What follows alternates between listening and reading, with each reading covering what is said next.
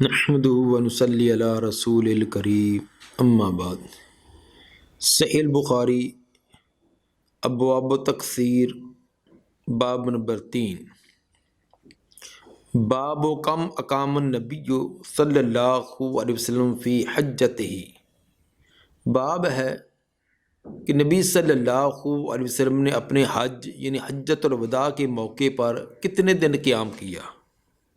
حجۃ الوداع کے موقع پر آپ نے مکہ میں کتنے دن قیام کیا، اس کا تذکرہ۔ حدیث نمبر 1085۔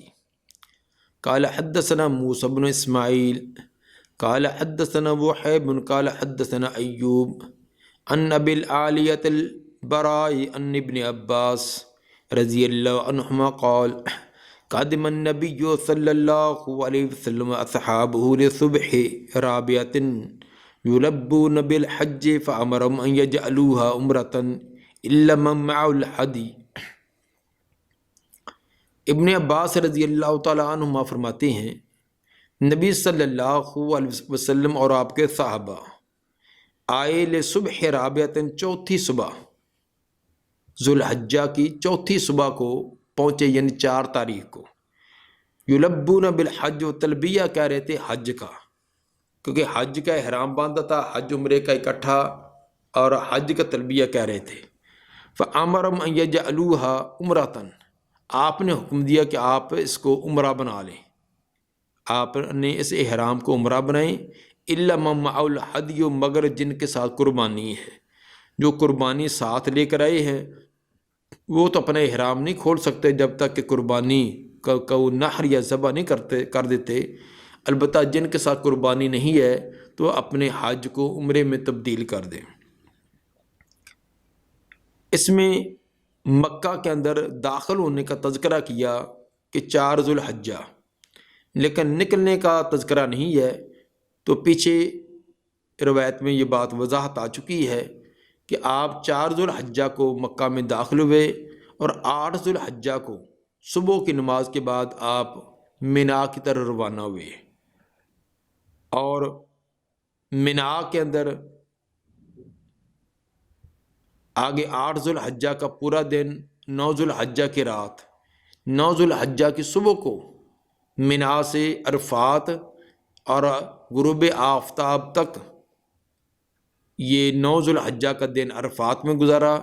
غروب آفتاب کے بعد وہاں سے واپس مزدلفہ میں، اور 10 ذوالحجہ کی رات مزدلفہ میں، اور صبح کی نماز کے بعد پھر آپ مزدلفہ سے پھر واپس مینا میں، اور پھر 10، 11، 12 اور 13 یہ دن آپ نے مینا کے اندر گزارے ہیں۔ البتہ 10 ذوالحجہ کو مکہ کے اندر طواف افاضہ کے لیے آپ تشریف لائے ہیں۔ تو مکہ سے مدینہ کی طرف جو روانگی ہے یہ 14 ذوالحجہ کو، جیسے کہ پیچھے روایت میں انس رضی اللہ تعالیٰ عنہ کا بیان تھا کہ آپ حجۃ الوداع کے موقع پر 10 دن مکہ میں ٹھہرے۔ وہ 10 دن صرف مکہ کے اندر نہیں تھے، بلکہ مکہ اور مکہ کے گردنواں، مینا، مزدلفہ، عرفات، یہ تمام دن بھی اس کے اندر شامل کیے گئے۔ تابع عطاء عن جابر، اتباع کی ان کی تابع ہو جائے تو سمجھ جائے گی ابو العالیہ کی طرف، ابو العالیہ البراء کی طرف۔ جس طرح پیچھے ابو العالیہ جو ہے ابن عباس سے بیان کرنے والے ہیں، اسی طرح عطاء جو جابر سے بیان کرتے ہیں۔ تو یہ جس طرح ابن عباس کی روایت ہے تحت جابر رضی اللہ تعالیٰ عنہ کی بھی ایک روایت اسی مفہوم میں آتی ہے۔ بابن فی کم یکثر الصلاۃ، باب ہے کتنے دنوں تک قصر کرے، کتنے دن تک آدمی جو ہے قصر کا نہ، کتنے مسافت پر، کتنی مسافت پر وہ سفر کرے، مسافت کتنی ہو تو سفر کرے گا، اس کا بیان۔ وسم النبی صلی اللہ علیہ وسلم یومن ولیلۃ سفرا، آپ نے ایک رات اور ایک دن کو بھی سفر قرار دیا ہے۔ اس بات میں اختلاف ہے کہ کتنی مسافت ہوگی تو سفر اس کو نماز کو قصر کیا جائے گا۔ اس کے بارے میں 5 نظریے زیادہ معروف ہیں۔ ایک امام مالک کے نزدیک تو 1 دن کی مسافت، 1 دن کی مسافت کا سفر ہو تو نماز قصر کی جائے گی، جس طرح بدایت المجتہد جلد 1 صفحہ 121 پر امام مالک کے بارے میں یہ بات لکھی ہوئی ہے۔ نمبر 2، امام شافعی۔ امام شافعی رحمہ اللہ کے نزدیک 2 دن کی مسافت ہو تو تب نماز میں قصر کرنی چاہیے، جس طرح المحذب معاشر المحذب جلد 4 صفحہ 322 پر، اور اکمال المعلم جلد 2 صفحہ 346 پر بھی لکھا ہوا ہے۔ امام ابو حنیفہ رحمہ اللہ کے نزدیک 3 دن ہے کہ 3 دن کی مسافت ہو تو تب قصر ہے، جس طرح مغنی جلد 2 صفحہ 47 پر اس کی وضاحت کی گئی۔ امام صاحب کے نزدیک، امام ابو حنیفہ رحمہ اللہ کے نزدیک 3 دن ہے۔ پھر 3 دن کی مسافت کتنی بنے گی، اس کے اندر پھر احناف کو بھی اختلاف ہے۔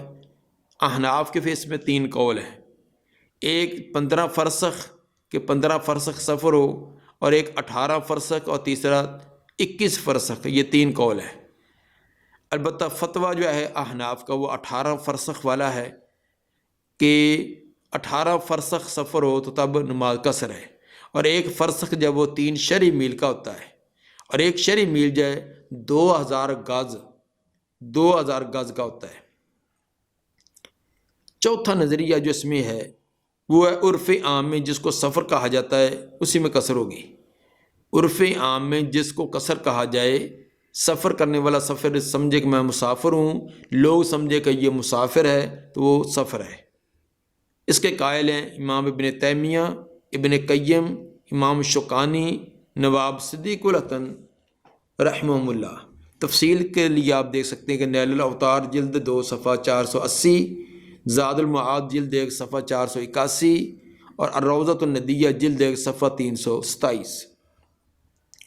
5واں نظریہ وہ ہے بعض محدثین اور علماء سلف کا، وہ ہے 3 فرسخ۔ 3 فرسخ سفر ہو تو قصر کی جائے، جس طرح کہ حضرت انس رضی اللہ تعالیٰ عنہ کی اس بارے میں واضح روایت ہے۔ 3 فرسخ جو ہے اس کے 9 میل بنتی ہیں، لیکن یہ 9 میل ہاشمی ہیں، ہمارے جو برطانوی میل پہلے چلتے تھے وہ نہیں ہیں۔ ان کو ہاشمی بھی کہہ سکتے ہیں اور عربی بھی کہہ سکتے ہیں، 9 ہاشمی یا 9 عربی میل، اور عربی اور ہاشمی میل ہمارے برطانوی میلوں سے بڑے تھے۔ تو اگر ہمارے برطانوی میل بنائے جائے تو 13.5 میل بنیں گے، اور 13.5 میل کے اگر کلومیٹر بنائے جائیں تو 21.600 کلومیٹر، یعنی 21 کلومیٹر اور 600 میٹر، یعنی 21.5 کلومیٹر سے کچھ زیادہ۔ تو مزید اختیار کرتے ہوئے عرف عام کے اندر پھر 22 کہہ دیا جاتا ہے کہ 22 کلومیٹر کا سفر ہو تو اس میں قصر کی جا سکتی ہے۔ امام بخاری رحمہ اللہ کا جو نظریہ ہے وہ کہ 1 رات اور 1 دن کے سفر کو بھی سفر کہا گیا ہے، اس کے اندر جتنا سفر طے ہو جائے تو اس میں بھی قصر ہوگی۔ اس کے بارے میں انہوں نے آگے مختلف آثار اور مختلف مرفوع روایات بھی بیان کی ہیں، جس کے اندر 1 رات اور 1 دن کی مسافت کو سفر کہا گیا ہے۔ البتہ کچھ صحابہ کے اس کے بارے میں جو فتاویٰ تھے وہ بھی درج کیے کہ وکان ابن عمر و ابن عباس رضی اللہ عنہم یکثران و یفطران فی 4 برد۔ عبداللہ بن عمر و ابن عباس رضی اللہ عنہم وہ قصر کرتے تھے نماز کو، اور روزے کو بھی افطار کر دیتے تھے 4 برد میں۔ 4 برد کی مسافت ہوتی تو نماز کو قصر کرتے اور روزے کو بھی افطار کرتے۔ و16 فرسخن، اور یہ 4 برد یا یہ 16 فرسخ بنے گا، کیونکہ ایک برد کے اندر 4 فرسخ ہوتے ہیں، تو اس طرح 16 فرسخ بن جائیں گے، اور 16 فرسخ جو ہے ایک فرسخ کے اندر 3 ہاشمی میل، تو 48 میل وہ بن جائیں گے۔ لیکن یہ انہوں نے کہ حتمی طور پر یہ فیصلہ نہیں دیا کہ اس سے کم میں نہیں ہے، وہ اپنا ایک ان کا عمل بیان کیا جا رہا ہے کہ جب اتنے سفر پر ہوتے تو وہ قصر کرتے۔ عین ممکن ہے کہ ان کا فتویٰ یہی ہو، لیکن دیگر روایات کو دیکھ کر یہ معلوم ہوتا ہے کہ اس سے کم مسافت پر بھی قصر کی گئی ہے۔ چنانچہ امام بخاری رحمہ اللہ نے جو نظریہ بیان کیا تھا کہ ایک رات یا ایک دن کا، تو اس میں اب مختلف روایات وہ آگے درج کرتے ہیں۔ فرماتے ہیں حدیث نمبر 1086، قال حدثنا اسحاق قال قلت لابی اسامہ حدثکم ابو عبید اللہ عن نافع عن ابن عمر رضی اللہ عنہما ان النبی صلی اللہ علیہ وسلم قال لا تسافر المرأة ثلاثة ایام الا مع ذی محرم۔ کیا تمہیں نبی صلی اللہ علیہ وسلم نے یہ بیان کیا؟ نا، یہ ابو اسامہ کہتے ہیں میں نے پوچھا کہ کیا تمہیں عبید اللہ نے یہ روایت بیان کی ہے کہ وہ نافع سے، وہ ابن عمر سے بیان کرتے ہوں کہ نبی صلی اللہ علیہ وسلم نے فرمایا کہ نہ سفر کرے کوئی عورت 3 دن کا سفر مگر ذی محرم کے ساتھ۔ دوسری روایت جس کے اندر یعنی یہ روایت انہوں نے کہا کہ یہ تمہیں بیان کی ہے، انہوں نے کہا کہ ہاں بیان کی ہے، اس میں اس بات کا کے اندر جو انہوں نے جواب دیا تھا۔ دوسری روایت میں یہ بیان کیا کہ آگے وضاحت آ رہی ہے کہ قال حدیث نمبر 1087، قال حدثنا مسدد قال حدثنا یحییٰ عن عبید اللہ نافع عن ابن عمر رضی اللہ عنہما ان النبی صلی اللہ علیہ وسلم قال لا تسافر المرأة ثلاثا الا مع ذی محرم۔ کوئی عورت 3 دن سے زیادہ کی مسافت سفر طے نہ کرے مگر ذی محرم کے ساتھ ہی۔ تاب احمد عن ابن المبارک عن عبید اللہ عن نافع عن ابن عمر عن النبی صلی اللہ علیہ وسلم۔ حدیث نمبر 1088، حدثنا آدم قال حدثنا ابن ابی ذئب قال حدثنا سعید المقبوری عن ابی عن ابی ہریرہ رضی اللہ عنہما قال قال النبی صلی اللہ علیہ وسلم لا یحل لامرأۃ تؤمن باللہ والیوم الآخر۔ کسی عورت کے لیے جائز نہیں جو اللہ پر ایمان رکھتی ہے اور آخرت کے دن پر ایمان رکھتی ہے، ان تسافر مسیرۃ یوم ولیلہ، کہ وہ ایک رات اور ایک دن کی مسافت کا سفر طے کرے، کہ لیس معہ حرمہ، کہ اس کے ساتھ ذی محرم نہ ہو، ذی محرم کے بغیر ایک رات اور ایک دن کا سفر بھی نہ کرے۔ پیچھے 3 کا تھا، یہاں 1 کا بھی تذکرہ کر دیا۔ یہ روایات تحدید مسافت کے لیے تو نہیں ہیں، بلکہ اس مقصد کو بیان کرنے کے لیے یہ ہے کہ اتنی مسافت عورت اکیلی سفر نہیں کر سکتی۔ نہیں کا یہ تعلق وقت سے ہے کہ اگر مذکورہ مسافت کوئی مثلا ایک رات، آخری جو بیان کیا گیا وہ 1 رات اور 1 دن کا، اگر کہ 1 رات اور 1 دن کی جو مسافت جو ہے وہ کسی تیز رفتار چیز کے اندر 1 گھنٹے میں طے کر لے، تو حکم جو ہے وہ ممنوع والا ہی ہوگا کہ وہ عورت سفر اتنا نہیں کر سکتی۔ مثلا اس دور کی جو سواری تھی، اونٹ وغیرہ، اس کا 3 دن کا سفر یا پیدل 3 دن کا سفر، آج کوئی تیز گاڑی میں بیٹھ کر، جہاز میں بیٹھ کر 2 گھنٹے کے اندر کئی ہفتوں کا سفر طے کر لے اور اس کی دلیل بنا لی جائے کہ عورت جو اکیلی سفر کر سکتی ہے کیونکہ اس نے وہ تو 2 گھنٹے کے اندر ایک ملک سے دوسرے ملک میں پہنچ گئی ہے، تو ممانعت تو 1 رات اور 1 دن کی ہے، تو یہ اس کی دلیل نہیں بنے گی، کیونکہ اس کے اندر دیکھنا یہ کہ جس دور کے اندر یہ آپ نے یہ لمٹ بیان کی ہے اس دور کی مسافت ہے۔ اور اسی طرح اگر کوئی آدھے دن کا سفر ہے،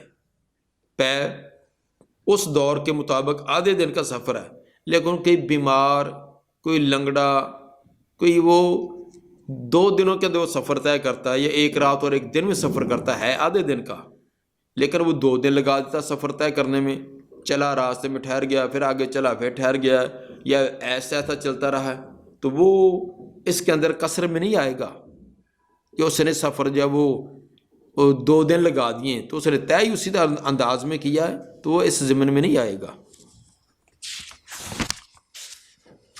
باب نمبر 5، باب یقصر اذا خرج من موضعہ، باب ہے کہ آدمی قصر کر سکتا ہے جب اپنی اقامت کی جگہ سے کوچ کرے، نکلے، اپنی رہائشی جگہ سے نکل جائے تو پھر وہ نماز کو قصر کر سکتا ہے۔ وخرج علی رضی اللہ عنہ فقاصر وهو یری البیوت، حضرت علی رضی اللہ تعالیٰ عنہ نکلے، انہوں نے نماز کو قصر کیا، حالانکہ وہ گھروں کو دیکھ رہے تھے، اپنے شہر کے در و دیواروں کو دیکھ بھی رہے تھے، لیکن پھر بھی انہوں نے قصر کیے۔ فلما راجع، جب واپس آئے، قیل لہ حاضر کوفہ، ان کو بتلایا گیا کہ یہ سامنے کوفہ نظر آ رہا ہے، اس کے مکانات نظر آ رہے ہیں۔ قال اللہ، انہوں نے کہا کہ نہیں، میں کوفہ اگرچہ نظر آ رہا ہے، اس کے در و دیوار نظر آ رہے ہیں، لیکن میں نماز کو قصر کروں گا حتیٰ ندخل، یہاں تک ہم اس میں داخل ہو جائیں۔ کہنے والوں کا مطلب یہ تھا کہ اب تو ہم واپس اپنے رہائش گاہ میں پہنچ ہی گئے ہیں، یہ سامنے دیکھو اس کے در و دیوار کچھ مسافت پر نظر آ رہے ہیں، تو اب تو ہمیں مکمل ادا کر لینی چاہیے۔ حضرت علی رضی اللہ تعالیٰ نے فرمایا کہ نہیں، جب تک ہم اپنے علاقے میں اپنی رہائشی حدود میں، اقامت والی حدود میں داخل نہیں ہو جاتے، اس وقت تک ہم قصر کریں گے۔ تو ثابت ہوا کہ اپنے جہاں انسان کی اقامت ہے اس کی حدود سے جب نکلے گا تو اگرچہ پیچھے اس کے در و دیوار نظر بھی آ رہے ہوں تو تب بھی قصر کرے گا، اور واپسی پر حدود میں داخل ہونے سے پہلے تک قصر کر سکتا ہے۔ اس کے لیے آج کے دور میں تو آسان ہے، جگہ جگہ وہ حد بندیوں کے بورڈ لگے ہوتے ہیں کہ یہ فلاں کی حد ہے، یہ فلاں کی حد ہے، تو یا شہری حدود کے لیے مثلا بڑے شہروں کے اندر ایک کونے سے دوسرا کونا جائے وہ 60-70 کلومیٹر کا بھی سفر بنتا ہے، جو بڑے شہر ہیں تو اس کا ایک کونے سے دوسرے کونے تک، تو اس کے لیے اس کی مسافت کا کیسے اعتبار کیا جائے گا؟ تو اس کے لیے اہل علم نے وہ یونین کونسل یا میونسپلٹی جو حدود ہے اس کو مقرر کیا ہے کہ جہاں سے یہ یونین کونسل تبدیل ہوتی ہے تو وہاں اس سے نکل آگے وہ مسافر شروع اس کی مسافت شروع ہو جائے گی، اگرچہ وہ شہر کے اندر ہی ہے۔ تو یہ اہل علم نے اس کی توجیہ بیان کی ہے۔ حدیث نمبر 1089، قال حدثنا ابو نعیم قال حدثنا سفیان عن محمد بن المنقدر و ابراہیم بن میسرہ عن انس رضی اللہ عنہ قال صلیت الظہر مع النبی صلی اللہ علیہ وسلم بالمدینہ اربعا۔ انس رضی اللہ تعالیٰ عنہ فرماتے ہیں کہ میں نے نبی صلی اللہ علیہ وسلم کے ساتھ ظہر کی نماز مدینہ میں 4 رکعتیں ادا کی۔ ظہر کی نماز آپ نے مدینہ میں پڑھائی، 4 رکعتیں پڑھائی، میں نے بھی 4 رکعتیں ادا کی۔ بذل حلیفہ رکعتین، اور ذوال حلیفہ پر جا کر آپ نے 2 رکعتیں پڑھائی ہیں۔ حالانکہ ذوال حلیفہ وہ تقریباً مدینہ سے 6 میل کی مسافت پر ہے، تو 6 میل کی مسافت پر تو قصر نہیں ہونی چاہیے، لیکن چونکہ آپ اپنی حد سے رہائشی شہر سے نکل چکے تھے، اگرچہ پیچھے والے در و دیوار نظر بھی آ رہے ہوں تو ذوال حلیفہ پر جا کر آپ نے قصر کی ہے۔ تو ثابت ہوا کہ اپنے رہائشی اقامتی جگہ سے آدمی نکل جائے تو پھر وہاں سے قصر شروع کر سکتا ہے۔ حدیث نمبر 1090، قال حدثنا عبداللہ ابن محمد قال حدثنا سفیان عن الزہری عن عروہ عن عائشہ رضی اللہ عنہا قالت الصلاۃ اول ما فرضت رکعتین فاقرت صلاۃ السفر واتم صلاۃ الحضر۔ سیدہ عائشہ رضی اللہ تعالیٰ عنہ فرماتی ہیں کہ پہلے جو نماز فرض کی گئی تھی وہ 2 رکعتیں تھیں، مغرب کے علاوہ باقی تمام ظہر، عصر، عشاء، فجر تو تھی، اب بھی 2 ہی ہے، تو یہ تمام کی 2 رکعتیں تھیں۔ وہ اقرت صلاۃ السفر، سفر کی نماز کو باقی رکھا گیا، سفر کی نماز کو پہلی حالت پر باقی رکھا گیا، یعنی 2 رکعتیں۔ وہ تم صلاۃ الحضر، اور حضر کی اقامت والی نماز جو ہے، مقیم کی نماز جو ہے وہ مکمل کر دی گئی، وہ 2 کی بجائے 4 رکعتیں کر دی گئی۔ تو ثابت ہوا کہ پہلے نماز مغرب کے علاوہ باقی ساری تمام کی تمام 2 رکعتیں تھیں، اور بعد کے اندر ظہر، عصر اور عشاء کو 2 کی بجائے 4 کر دیا گیا۔ مغرب بھی اپنی پہلی حالت پر رہی اور فجر بھی اپنی پہلی حالت پر۔ باب نمبر 6، باب یصلی المغرب ثلاثا فی السفر۔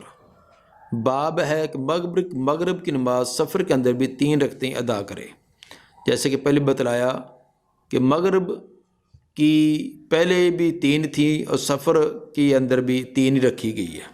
حدیث نمبر 1091، قال حدثنا ابو الیمان قال اخبرنا شعیب عن زہری قال اخبرنی سالم عن عبد اللہ ابن عمر رضی اللہ عنہما قال رأيت رسول اللہ صلی اللہ علیہ وسلم اذا اعجل السیر فی السفر یؤخر المغرب حتى یجمع بینها وبین العشاء۔ عبداللہ بن عمر رضی اللہ عنہ فرماتے ہیں میں نے رسول اللہ صلی اللہ علیہ وسلم کو دیکھا اذا اعجل السیر، جب آپ کو سفر کی جلدی ہوتی، جب جلدی ہوتی چلنے کے سفر میں، یؤخر المغرب، تاب مغربی نماز کو مؤخر کر دیتے، حتی یجمع بینہ و بین العشاء، یہاں تک کہ جمع کرتے اس کو اور عشاء کو، عشاء کی نماز کے ساتھ مغرب کو جمع کرتے۔ قال سالم وکان عبداللہ یفعل اذا عجل السیر، تو حضرت سالم فرماتے ہیں کہ عبداللہ بن عمر بھی رضی اللہ عنہ ایسے ہی کیا کرتے تھے جب ان کو سفر کی جلدی ہوتی، سفر جلدی والا ہوتا تو وہ بھی مغرب اور عشاء کو اکٹھا کر لیتے۔ اس کے اندر رکعت مغرب کی 3 رکعتوں کا تذکرہ تو نہیں، آگے والی روایات کے اندر اس کی وضاحت بھی ہے۔ تو سفر کے اندر 2 نمازوں کو جمع کرنا، اس کے اندر ظہر اور عصر کو، مغرب اور عشاء کو، ان کو جمع کیا جا سکتا ہے۔ جمع کی 2 صورتیں ہیں، ایک ہے حقیقی جمع، ایک ہے صوری جمع۔ حقیقی جمع کہ حقیقتاً ایک نماز کے وقت کے اندر 2 نمازیں ادا کرنا، اس کی بھی 2 صورتیں ہیں، ایک تقدیم، ایک ہے تاخیر۔ تقدیم کا معنی مثلا ظہر اور عصر ہے، ان کو حقیقتاً جمع کرنا ہے، ایک نماز کے اندر دونوں کو ادا کرنا ہے، تو جمع تقدیم یہ ہوگی کہ ظہر کے وقت کے اندر پہلے ظہر پڑھیں اور ساتھ ہی عصر ادا کر لیں۔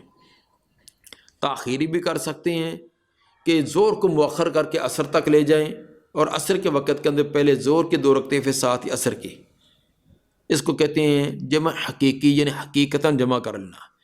ایک جمع سوری، جمع سوری کا معنی کہ شکل و صورت اس کی جمع کی ہو لیکن ہر نماز کو اس کے وقت میں ہی ادا کیا جائے۔ مثلا ظہر کو مؤخر کر دیا جائے، ظہر کے آخری وقت میں ظہر ادا کی جائے، ظہر ادا کی ہے اتنے میں ساتھ عصر کا وقت ہو جائے تو ساتھ ہی عصر کی پھر ادا کر لی جائے۔ مثلا 8-10 منٹ باقی ہیں ظہر کا وقت ختم ہونے میں، اس وقت ظہر کو شروع کیا جائے تو ظہر کی نماز کا سلام پھیرے تو ساتھ عصر کا وقت ہو جائے، پھر ساتھ ہی عصر۔ شکل و صورت اس کی جمع کرنے کے لیے، لیکن حقیقت میں دونوں نماز کو اپنے اپنے وقت میں ادا کیا۔ سفر کے اندر دونوں قسم کی جمع ہو سکتی ہے۔ جمع سوری تو اقامت کی حالت میں بھی ہو سکتی ہے، لیکن یہ کوئی عادت نہ بنائی جائے۔ اگر کسی مجبوری کے تحت کبھی ایسے ہو گیا ہے تو جمع سوری جو ہے یہ اقامت کی حالت میں بھی کبھی کی جا سکتی ہے، لیکن حقیقی جمع جو ہے یہ سفر کے اندر ہی ہے، یہ اقامت کی حالت میں درست نہیں ہے۔ حدیث نمبر 1092، وزاد اللیث قال حدثني یونس عن ابن شہاب قال سالم کان ابن عمر رضی اللہ عنہما یجمع بین المغرب والعشاء مزدلفہ، کہ عبداللہ بن عمر رضی اللہ عنہما مغرب اور عشاء کو جمع کیا کرتے تھے مزدلفہ میں۔ تو مزدلفہ کے اندر بھی حاجی آدمی جو ہے مغرب اور عشاء کو دونوں کو اکٹھی ادا کرتا ہے۔ قال سالم اخر ابن عمر المغربہ، ساتھ سالم فرماتی ہیں عبداللہ بن عمر نے مغرب کی نماز کو مؤخر کر دیا۔ وکان استصر خالہ امراۃ صفیہ بنت ابی عبید، وجہ یہ تھی ان کو بلایا گیا تھا، مدد کے لیے بلایا گیا تھا اپنی بیوی صفیہ بنت ابی عبید پر۔ ان کی بیوی سخت بیمار تھی، ان کو اطلاع ملی اور وہ سفر میں تھی تو بڑی تیزی کے ساتھ وہ واپس اپنے گھر کی طرف پلٹے۔ فقلت له الصلاۃ، میں نے کہا کہ ان کو نماز کا وقت ہو چکا تھا تو میں نے کہا کہ نماز پڑھیے۔ فقال سر، انہوں نے کہا کہ چلو ابھی نماز نہیں، چلتے سفر کرو۔ کچھ سفر طے کیا، میں نے پھر کہا کہ الصلاۃ یہ فعل محذوف کا مفعول بنے گا، یہ نہیں، اقیم الصلاۃ، نماز کو پڑھیے، نماز کو قائم کیجیے۔ فقال سر، فرمانے لگے چلو ابھی بھی چلتے رہو، حتیٰ سارا میلین اور ثلاثۃ، یہاں تک 2 یا 3 میل چلے، ثم نازلہ، پھر نیچے اترے، سواری سے اترے، فصلی، پھر نماز پڑھی، ثم قال ہاکذا رأیت النبی صلی اللہ علیہ وسلم یصلی اذا عجل السیر، میں نے نبی صلی اللہ علیہ وسلم کو اسی طرح نماز پڑھتے دیکھا جب جلدی والا سفر ہوتا، جلدی والا سفر ہوتا تو آپ اسی طرح نماز کو اس کو مؤخر کر دیتے تھے۔ وقال عبداللہ رأیت النبی صلی اللہ علیہ وسلم اذا عجل السیر یقیم المغرب فیصلی ثلاثا۔ تو عبداللہ بن عمر فرماتے ہیں میں نے نبی صلی اللہ علیہ وسلم کو دیکھا جب آپ کو جلدی والا سفر پیش آتا تو آپ ایک ادا کرتے مغرب کو نماز کی مغرب کی اقامت کہلواتے اور پڑھتے 3 رکعتیں، ثم یسلم پھر سلام پھیرتے، ثم کلما یلبسو پھر تھوڑی دیر ٹھہرتے حتی یقیم العشاء، پھر عشاء کی اقامت ہوتی، فیصلی رکعتین اس کی 2 رکعتیں ادا کرتے، ثم یسلم پھر سلام پھیرتے، ولا یسبح بعد العشاء اور عشاء کے بعد کوئی نوافل وغیرہ ادا نہ کرتے، حتی یقوم من جوف اللیل حتیٰ کہ پھر کھڑے ہوتے جوف اللیل آدھی رات کو، آدھی رات جو ہے وہ نفل و نوافل کے لیے پھر کھڑے ہوتے، یعنی جو آپ کی تہجد کی روٹین تھی تو سفر کے دوران بھی آپ بسا اوقات اس کو جاری رکھتے۔ پیچھے والی روایات میں مغرب کی 3 رکعتوں کا تذکرہ نہیں تھا، اس روایت کے اندر اس کی وضاحت آ گئی کہ مغرب کی آپ 3 رکعتیں ہی سفر کے اندر بھی ادا کرتے تھے، تو ثابت ہوا کہ مغرب کی نماز کے اندر قصر نہیں ہوگی، اس کو مکمل ادا کیا جائے گا، البتہ اس کو جمع کیا جا سکتا ہے۔ جمع کرنے کا طریقہ یہ ہے کہ 3 مغرب کے فرض اور 2 ساتھ پھر بعد میں عشاء کے، تو اس کے بھی جمع حقیقی اور جمع صوری والی صورتیں ہو سکتی ہیں، اور باقی رہا فرائض کے بعد جو سنت وغیرہ ہوتی ہیں، سنت رواتبہ یا سنت مؤکدہ جس کو ہم کہتے ہیں، وہ سفر کے اندر آپ نے ادا نہیں کیے، مطلق قسم کے نوافل ادا کیے ہیں۔ دعا ہے اللہ تعالیٰ نبی صلی اللہ علیہ وسلم کے فرامین پر عمل کرنے کی توفیق عطا فرمائے۔ سبحان ربک رب العزت عما یصفون والسلام علی المرسلین والحمد للہ رب العالمین۔